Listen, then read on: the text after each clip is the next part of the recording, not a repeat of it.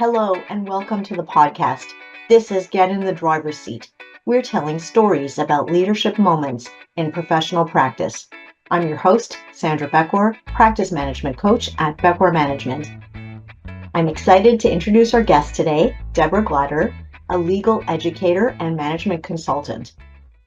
Deborah provides skills training and designs human capital management tools for law firms, businesses, and government. It's a mighty bio. So some highlights. Deborah co-designed a graduate diploma for lawyers in legal services management for Queen's Law School and will be teaching a skills-based program for Osgoode Hall Law School in the coming school year. Among her many credentials, Deborah has 2 Harvard Law School mediation certificates, a certificate in solution-focused counseling from the University of Toronto, a yellow belt in legal lean sigma. That's a mouthful.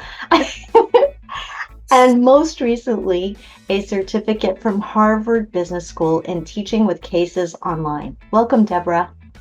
It's a pleasure to be here, Sandra. Thanks for having me.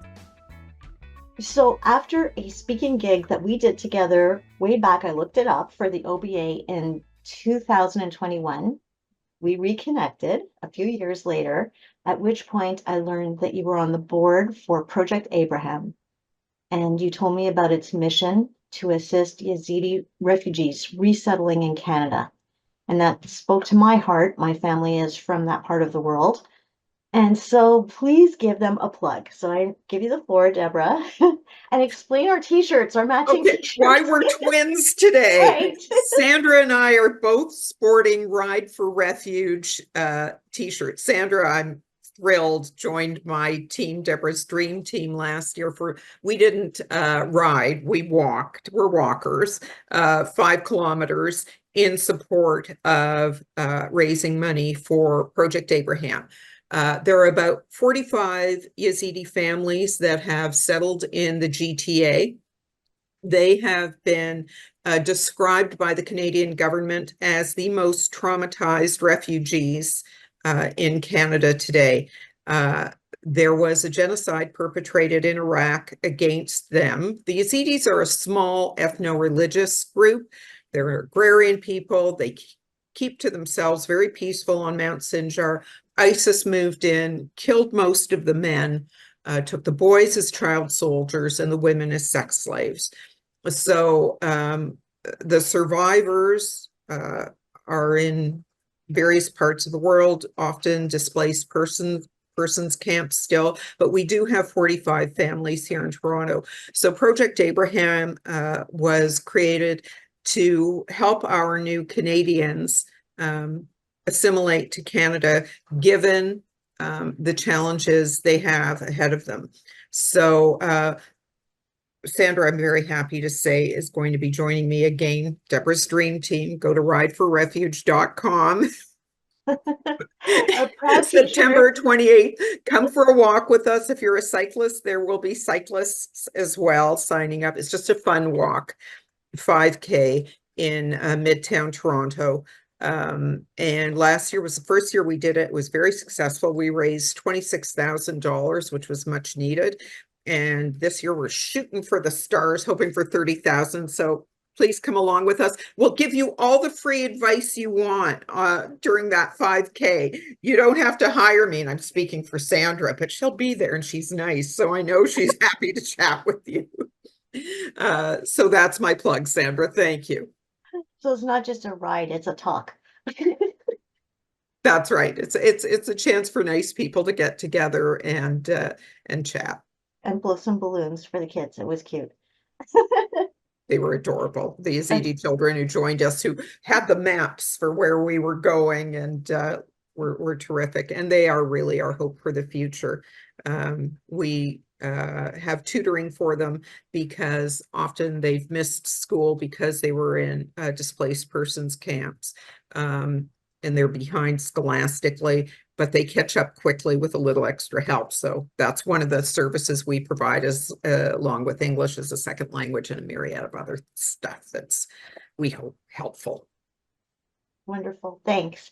And now for our theme. performance reviews. Ugh, I hate them. Do you? I wasn't sure where you stood on this subject.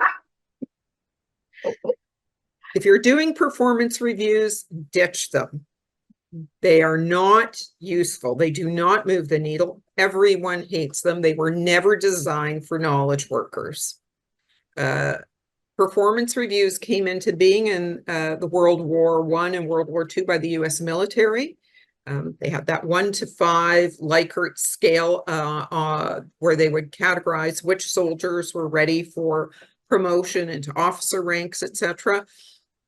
And after the World Wars, these men took them back into the corporate world, and we've been stuck with them ever since, except for, and you won't be surprised by this, Silicon Valley, a decade or so ago, said, these aren't moving the needle. Everyone hates them. Why are we doing this? So places like Accenture, Netflix dumped them. And then professional services firms, Deloitte really led the way there in 2014 or so, dumping them and moving the needle forward to performance management rather than performance review. So in a nutshell, performance reviews are retrospective. Here's where you dropped the ball last year, and now we're penalizing you for it and having a talk we should have had with you months ago. To performance management. Let's be forward looking. Let's talk about goals and what we're going to do in the upcoming 12-month period to support you and pinpoint where professionally you need to go to succeed. It's very positive. It's forward looking. It doesn't mean that we don't talk about gaps. In fact, we spend a lot of time talking about gaps, but in a very conversational, supportive way. So that's the broad overview of performance management versus performance reviews. So as you can see, there's a lot of controversy here these days. Thanks for explaining that, giving the the big picture of where do we stand today with performance reviews and really where did it come from. So it's a stressful topic, but we're going to get a little playful with it today. We're doing a role play to shine a light on issues and plant seeds for a way forward. So Deborah will play the passionate consultant. Can you see that happening? I'll do my best. So basically herself. And I'm going to be the client that is not yet convinced, but I'm curious. So we're gonna do a little role play exploring how this works. So if you're a practice manager listening to this and you're looking for a way to change the way your firm manages, evaluates performance, this episode is for you. If you want to improve the performance of your people, if you want them energized, if you want them to succeed, and if you want to get away from the system where they dread the performance review, walk out dispirited, a headhunter calls and they're gone, this is for you. Okay, so getting into my role. So I'm the client, and I'm going to be difficult a little bit, but also curious and open. There, if you're difficult, then you'll really be filling the role of a law firm manager. So bring it on, Beckor. All right. So Deborah, thanks for making the time to talk to me today.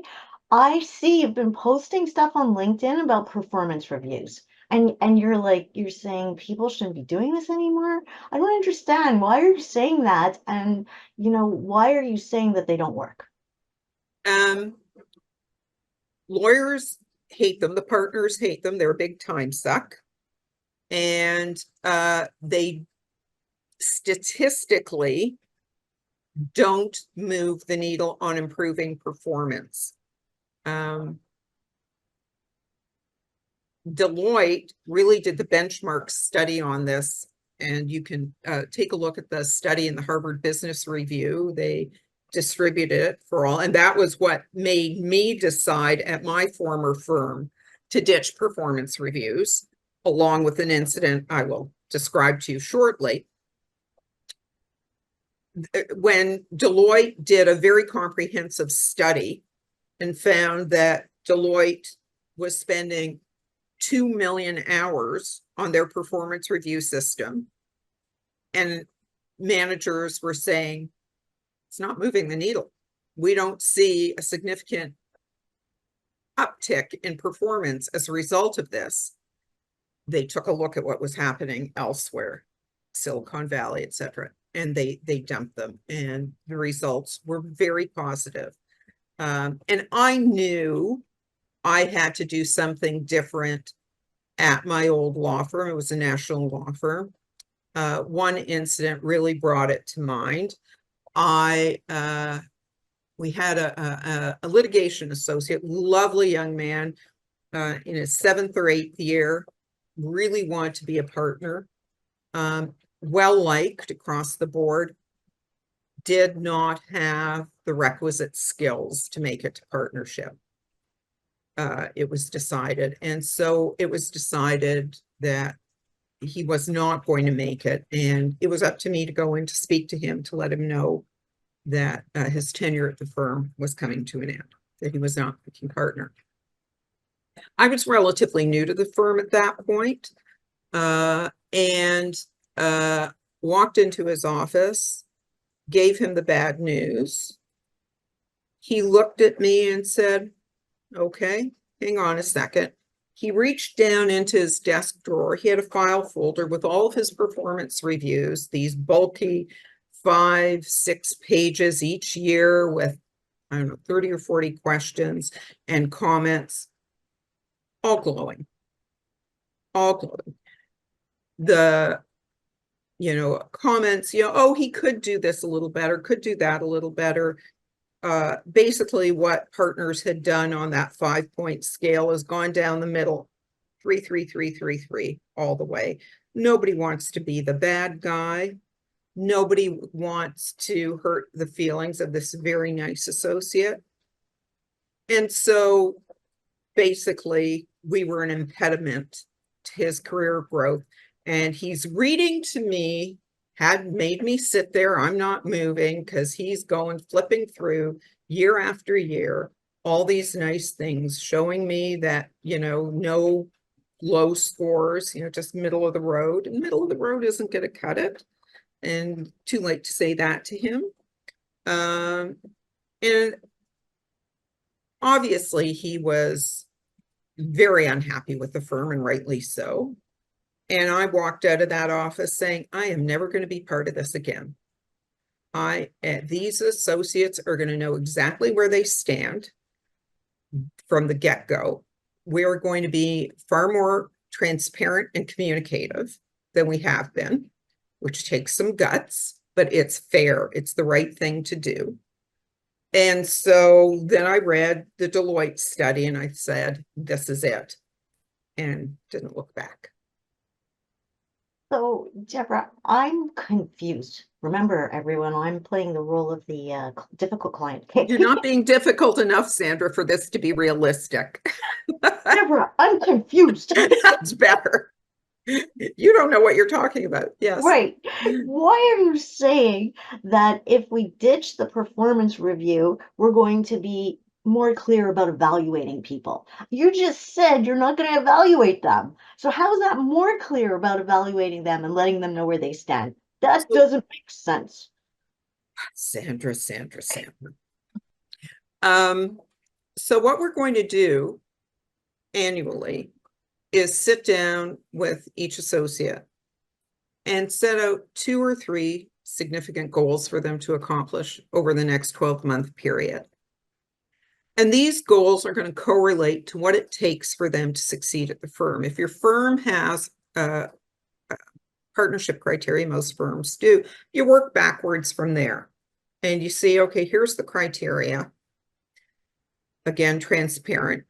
And they're pretty much all the same at all firms, the criteria for partnerships, certain financial goals, certain, firm citizenship, integrity, that kind of stuff. So then you take a look at where the associate sits at that point in his or her career. And you say, all right, you're a 3rd-year associate at this firm. by the end of third year, we'd like to see you doing a little business development. You're not doing that now. Can we talk about that? Okay. Oh, you're not comfortable going to cocktail parties, that stuff. All right, let's talk about what else would be okay for you business development wise. Oh, you'd like to write. Great. That leads to speaking engagements. Are you comfortable with speaking? Yeah, you are. Okay. So let's say over the next 12 months, because one of the criteria for success at this firm is going to be business development at the third year mark. We think it's appropriate because you now have something to sell. You know what you're doing a little bit anyway. Let's talk about what's realistic specifically for you to be doing. Maybe writing 3 articles. Where would they be published? Let's talk about that. And then I'm going to check in with you, and there'll be a few other major goals too, all focused on moving you forward, all focused on the gap between where you are today and where you need to be to make partner at this firm, if that's what everybody wants. Some firms have no interest in their associates coming into partnership, so that's a different discussion. Maybe about money, something else. The associate, what do they want? It may be that they're more interested in their professional development, which is fine with me as a partner, that they really want more experience. I haven't done a trial yet. I want to be involved in structuring a deal if I'm on the corporate side of things. So let's discuss it, you and me, what is appropriate. So it's not a one size fits all. I'm not coming in with this, God forbid, 50-point one size fits all form from hell. We're talking about what's specific for you. And for most associates nowadays, they want to be treated like individuals. They're not fungibles. They don't like being treated like replaceable, another cog in the wheel. So you're working it out between the two of you. And usually, my experience, and I had over 100 associates I was dealing with, everybody's pretty well at Edom. I know what you need, and I'm waiting for you to say it, and you know what you need, and I'm confirming, and then we're talking about how to get you there. If you want to do a trial, we're going to talk about, all right, where are some opportunities for you in the firm to do that? Maybe you need to do some shadowing, act as second chair first. And so let's talk about over the next year, how we're going to set you up for success. Not your failure last year, because I wanted you to do trial work, and you did too. It didn't happen. Let's not talk about that. Instead, let's talk about what are we going to do now about it. Back to the difficult client here. Okay. But I don't want something loosey-goosey about giving people promotions and saying who gets to be partner and about financial compensation and bonuses. I don't want that all loosey-goosey. And when I have my performance reviews, at least I've got the metrics, I've got the paper to back it up. So that doesn't change, Sandra. And I think, first of all, you should disentangle the discussion around salary and bonus from the performance management system. They're both really important. And when you merge them together, it's an opportunity for very important stuff not to be addressed.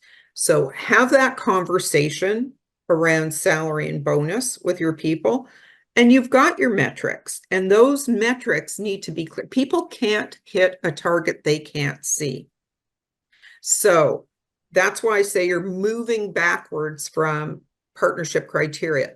If you, as the law firm owner, haven't decided what it takes to make partner, you need to sit down with your partners and have that discussion, and then let your associates know, because they may be moving entirely in the wrong direction. You think it's obvious to you.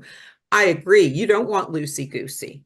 You want people moving in a straight line from being an associate, expending their time, limited time and energy toward the end point you want them to get to, which is partnership. Hopefully the two associate and partner are at Edom. You want people to come into the partnership. They want to become partners. Different conversation otherwise, different metrics. But the first question, Sandra, you have to ask yourself is, Have you articulated those metrics? Have you passed those criteria on to your associates so that they know what's expected of them? And then you can come up with goals, because you may have an associate who knocks it out of the ballpark on business development, way ahead of the curve, exactly where you want them to be for partnership. But experience in the area of law that they are practicing, they're spending a little too much time on the cocktail party circuit, not enough time becoming an exceptionally good lawyer. You have to have that conversation saying, okay, now, keep doing what you're doing there, but here's where things are loose. Here's our criteria. Here's where things could improve. Let's talk about the experience you need, maybe the CLE you need to do in order to get your skill set up to what we expect of a partner. Be very specific with the associate. One of the downsides of that 50-question form is that you're going to have associates who are doing great on 90% of the form. And they're going to look at it and say, well, there are some areas where I could improve, but look, by far and away, the bulk is terrific. Look at me. I'm on the path. When in fact, a lot of that stuff may be inconsequential, nice to have stuff, but the really important things that you're looking for that particular associate to become partner, you haven't underscored to them that that's important. That's what we should be focusing on. And let me help you get there. Let's talk about the resources we have. Let's noodle it over together. I am here to support you. It's in our joint interests for you to succeed. And that's what the discussion. We're having a conversation now, right? Nobody's going to leave that meeting taken by surprise, feeling like they've been beaten up, feeling like they haven't been heard. They're now going to understand, all right, this is a transparent, fair process moving me from point A to point B to point C. Okay, Deborah, I will concede that you've given me some good homework here. I will concede that. However, I still have a big problem. And my big problem is, what do I do with the poor performers? And I don't want to be exposed to all kinds of legal risk. What am I supposed to do about that? At least the performance appraisal helps me to have a way of letting people know they're not performing, they're on their way out. This does too. And I think it protects you better from legal risk. And I'll tell you why.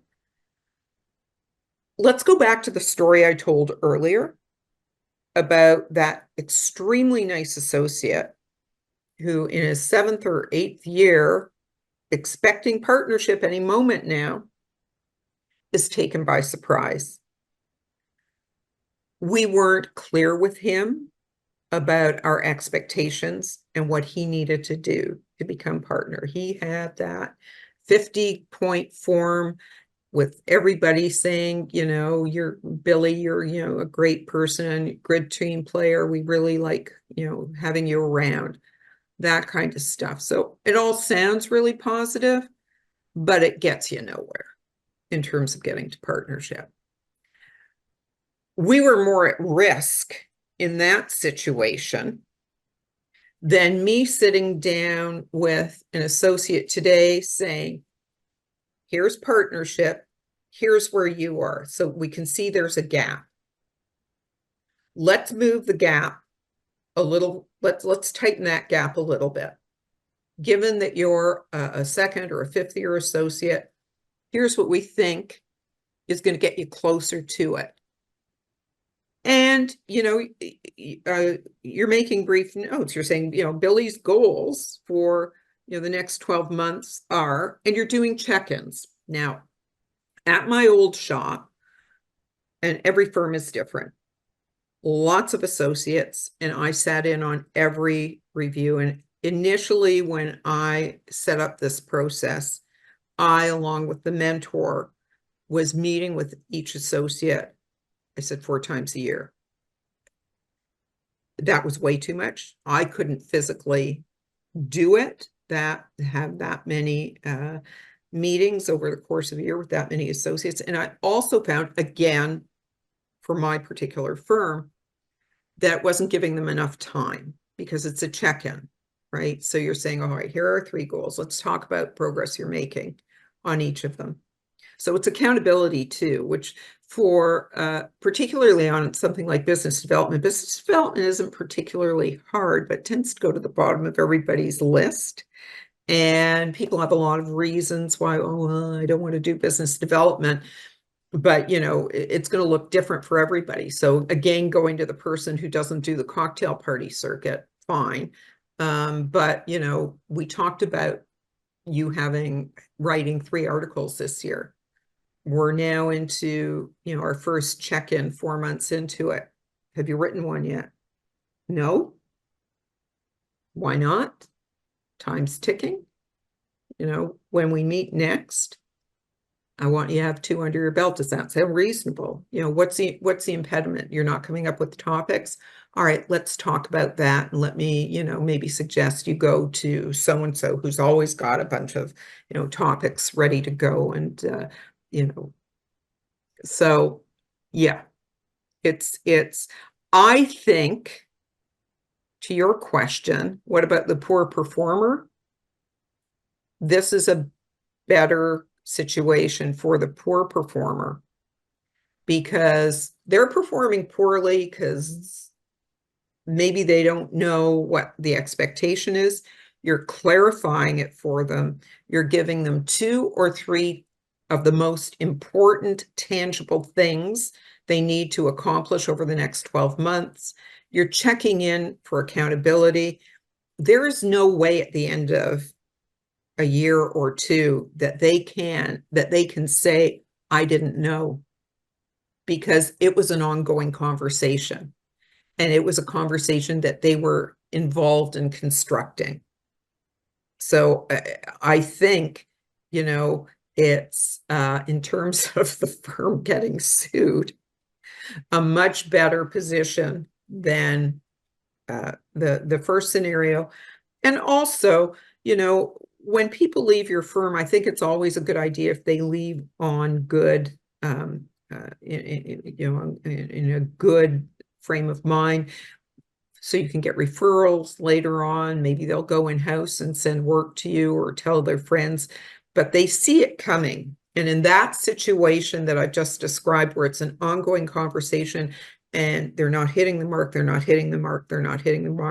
I think the chances of them coming to the recognition that this isn't for me is more likely than the top-down decision from the firm that, sorry to take you by surprise, but you're going to have to go.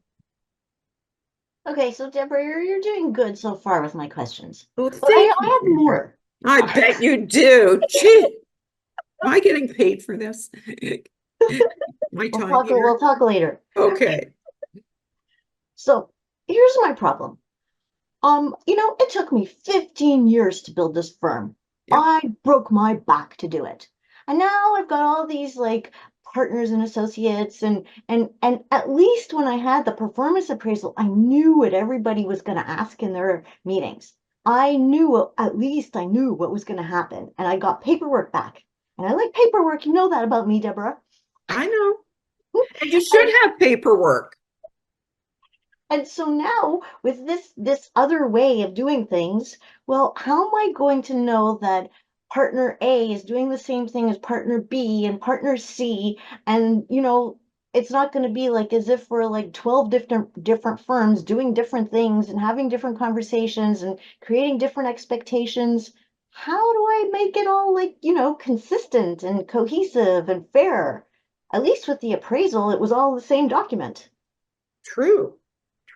And possibly a document that accomplished nothing and was appropriate for none of your people, but the same. So I'm going to give you that.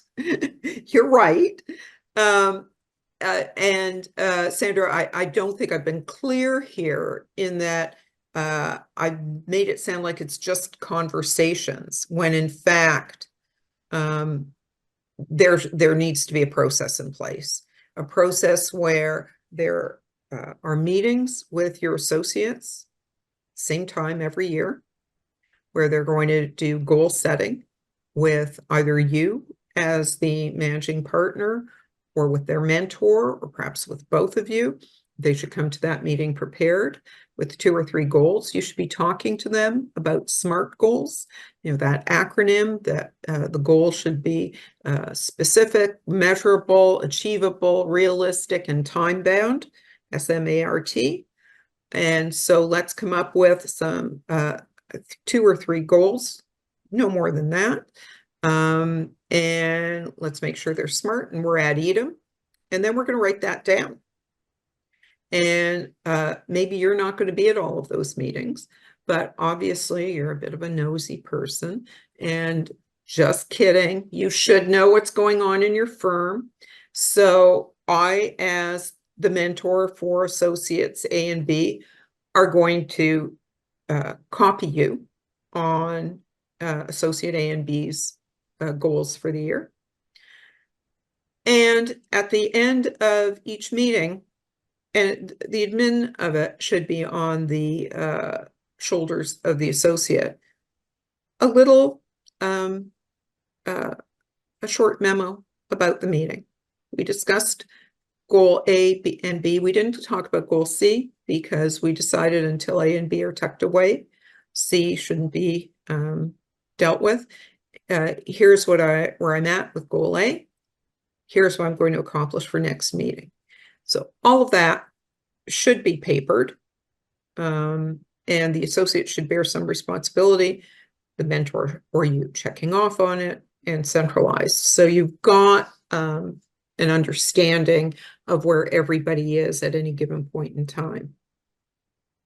I like that you're talking about measurable stuff. So tell me a little bit more about how we bring metrics into this. How do we have like a system of metrics that's firm-wide? So there are a couple of ways of handling that. First of all, again, you're working backwards from partnership criteria. What is it that you expect your people to do to move forward in the firm? Now let's move backwards. In some firms, I have put together skills inventories that break down those partnership criteria into what it looks like as a junior, intermediate, and a senior associate. Very specific what the expectation is for each criteria at each stage of your career. So when we're talking about goals, if you're an intermediate associate, you can look at that skills inventory. There are going to be some generic competencies that we expect firm-wide. For example, you should be client-facing at this point. Maybe you should have a small book of business, that kind of thing. And then specific to practice groups. So if I'm a litigator and I'm an intermediate associate, depending on the firm I'm at, I should have expertise in preparing for and attending at a motion, and to do that successfully with the confidence of the client and the partner whose file I'm working on. So, and it's what I did at my former firm, again, a national firm with many practice areas, and just broke down those general competencies, what we expect of people. So it was very specific for the area that you're practicing in. So you know what it looks like at the various stages of your career. My old shop, we wouldn't want you doing any business development necessarily in your first 3 years. It was incidental. It just happened. Great. But we didn't want you out there selling your expertise because we really didn't think you had any in those first few years. Oh, I have to say, Deborah, you're pulling me over to your side. I have to say, okay, but I don't just like numbers, I also like stories. So could you please tell me some stories about where this went right? This system that you're describing that's not the performance appraisal. Just tell me a story about where it went right. I'm going to tell you a few. Okay. What it allows is for everybody to proceed at their own pace and within certain, confines. So you want people moving forward, but it also allows for those hyper ambitious, hyper talented associates to move from here as an associate to partner in a timeline that has nothing to do with year of call. So by the time I left my former firm, we had associates in their 5th year who were full equity partners. They develop a book of business. They had expertise in certain areas. You're saying to these people, we're going to set these goals for you, but they're not necessarily just the goals of the average associate. You're a superstar. Let's set some superstar ambitious goals. And, if you don't know where you're going, any road will take you there. So you set these goals for these, hyper ambitious, hyper talented young lawyers, and they just rise to it. And they eclipse what happens in the ordinary case, because you're not saying everybody fits into this same box. We're doing something individualized, special for you.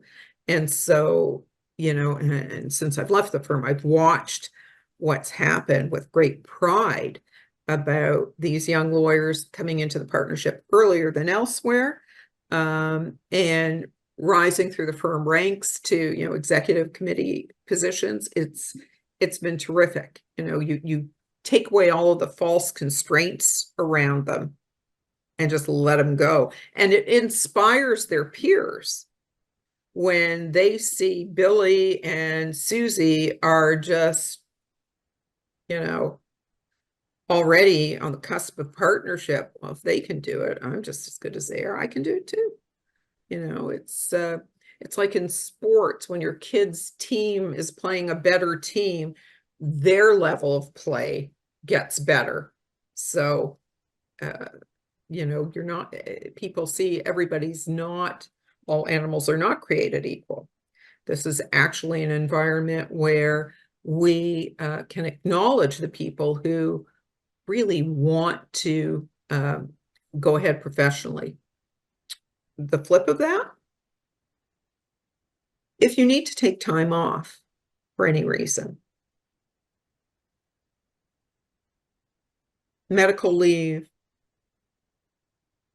you're in the sandwich generation, you've got young children, elderly parents, and you're going to take a leave for a year, you're pregnant. This isn't one size fits all. We're going to individualize what's realistic for you in the next little while, and you will march to your own tune here. You're a valuable member of this firm. You're a very good lawyer. We would like you to come into the partnership at some point. You've decided it's going to take a little longer because you're stepping away for a year. Great, step away, just come back. It's a way to tell the people that you value so much that we're going to be accommodating. And you may be a junior associate right now in that first level of skills, and you may stay there for longer than the folks in your year of call. That's okay. We're good with that. And the salary ranges are appropriate to that. So the firm is not, your hourly rate isn't going up. So clients are paying for your level of expertise, which is another good thing about this process. If you're RFPing, if you're trying to bring a new client in and you want to distinguish yourself from other firms where once it's an associate's birthday, they're now a 4th year, not a 3rd year, so their hourly rate goes up. Who does that? Accountants don't do that. There's no other profession that you say, well, I'm a year older now, so you have to pay me more. I'm not smarter. I didn't have any more experience. But that's the way it works in law. Try explaining that to a client, because that's how 90% of the firms work. If you want to distinguish yourself with client, explain. We don't do it that way. It's all merit-based, experience-based. When the associate working on your file gains enough experience that they're able to bring more to you as a client, then the hourly rate goes up. But it doesn't happen automatically just because. Well, you're kind of speaking my language there because I really like the idea of giving people a reason to be high performers and not stopping them. Let them go. But I still have something that's really bothering me. I feel like the system you're describing, Deborah, really depends on my partners and managers being good at having those conversations and good at giving the feedback. And we haven't seen it. So, how does that happen? I'm going to suggest to you, Sandra, it happens more often in this situation than the other. Let's go back again to that poor fellow who we let go. The partners weren't giving him any feedback way back then, were they? No. No. And I think, and I'm going to give the partners benefit of the doubt here, because nobody wants to be mean. If you like the associate, it's really hard to fill out one of those forms and say, I think he has to go.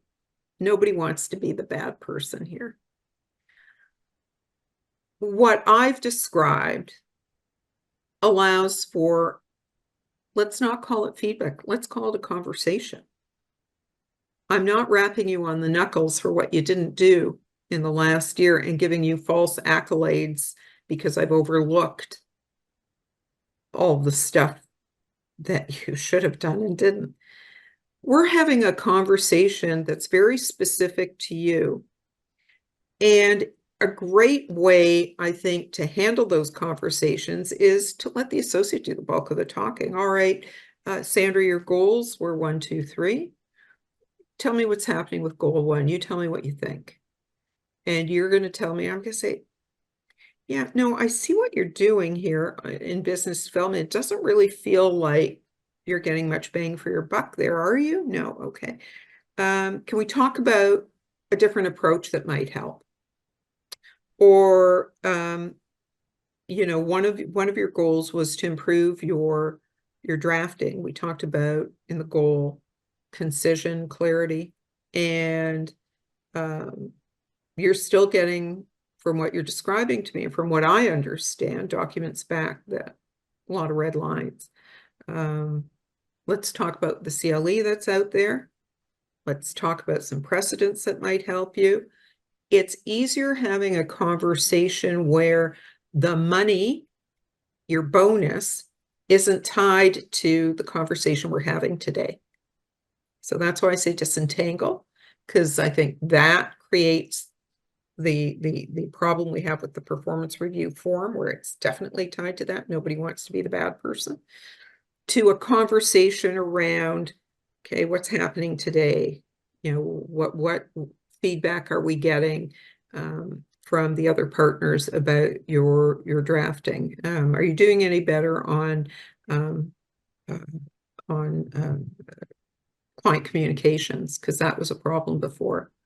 And you're going to tell me, here are some accolades I've received from clients recently about, quick turnaround time, getting back to them. And I'm not hearing from my partners that there's an issue. So that's great. So we're having a conversation, which is, I think, a lot easier for partners to have. And it's also, how do you have a conversation about something that happened 8, 10 months ago, nobody told you about? And you're taken by surprise. Of course, that's a difficult conversation because it should have happened 8 or 10 months ago, and now you've got an angry associate in front of you. So that's hard. And, partners don't want to deal with an angry associate. They like to be liked, generally, we hope. Uh, and so you're setting them up for those, terrible conversations. You don't want that. You want to tell the partners you're going into a conversation every 4 months that with a view of being, how can I help? We're at Edom, the associate in the firm, me, I want you to succeed. What's going well? What's not going well? What can I do to help? That's an easier conversation to have. So I'm starting to feel ready to talk to my partners about this, but just, the part I'm still confused about here is any processes we have in place that relate to the appraisal process. So, Deborah, we've been doing these peer reviews, 360s, and we have these note-taking forms. We ask our lawyers to do notes all year round in preparation for their appraisals. What am I supposed to do with all these associated processes?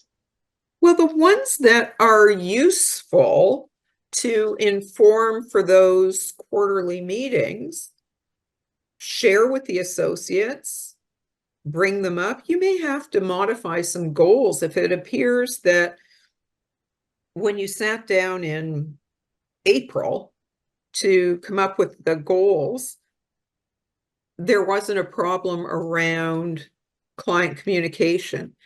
And now partners are describing problems with client communication. You may want to amend the goals mid-year and say, this is really important. This seems to have gone off the rails. And this is a good opportunity for you and me to talk about that. Because usually if something like that happens, there's something going on in the associate's life. They were performing well at one point, and now not.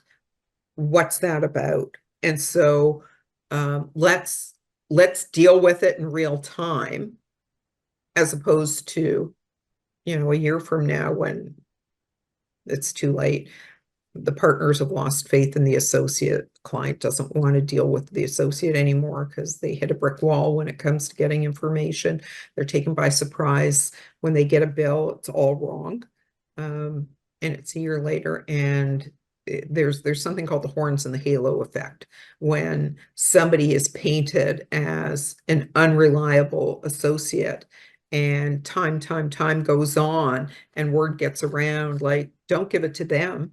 The client's going to get peeved because they're not going to be responsive. They're going to miss limitation periods, and the amount of work starts drying up.